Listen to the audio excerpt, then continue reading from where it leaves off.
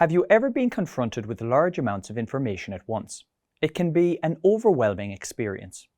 How do you make sense of everything? With Power BI, you can create data models that act as visual representations of your records. However, this requires familiarity with the process and mastery of many different techniques.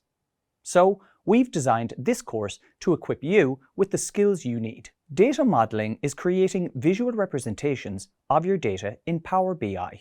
You can use these representations to identify or create relationships between data elements. By exploring these relationships, you can generate new insights into your data to improve your business. Microsoft Power BI is a fantastic tool for creating data models and generating insights.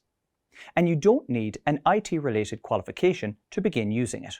This course is designed for anyone interested in learning about building data models. It also establishes a strong foundation for those pursuing a career in data analytics. By exploring Power BI, you learn how to create data models using schemas and relationships, analyze your models using DAX, also known as data analysis expressions, and optimize a model for performance in Power BI. In the first week of this course, you'll explore the key concepts related to data modeling. You'll learn to identify different types of data schemas, like flat, star, and snowflake. You'll create and maintain relationships in a data model using cardinality and cross-filter direction. And you'll learn to form a model using a star schema. The second week of this course focuses on DAX, or data analysis expressions. This syntax is used to create elements and perform analysis in Power BI.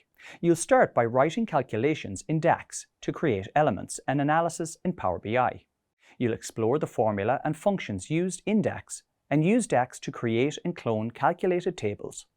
You'll then be introduced to the concept of measures. You'll learn where measures are used and what types are available. You'll work with measures to create calculated columns and measures in a mode.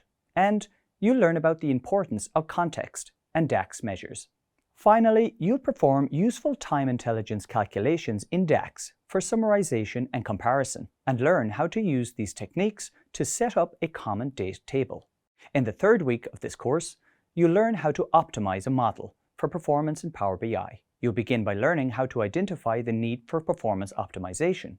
This means analyzing your data models to determine how they can perform more efficiently. You'll then learn how to optimize your Power BI models for performance.